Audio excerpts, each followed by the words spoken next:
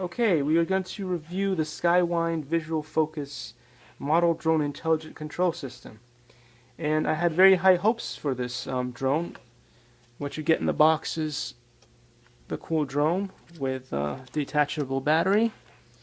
And you get this cool remote. You can slide this open and put your phone in there so that you can do extra things if it works. But unfortunately, the one that came in our box didn't.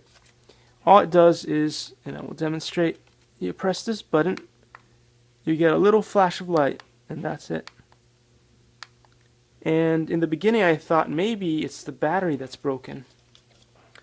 So I would detach the battery, like so.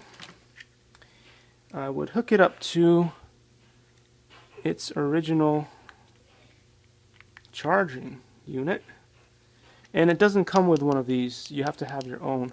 It just comes with a USB cable here, and then plug it into the wall, and this should turn red. So we found out that it's broken, and the way that I know that is that I have another one.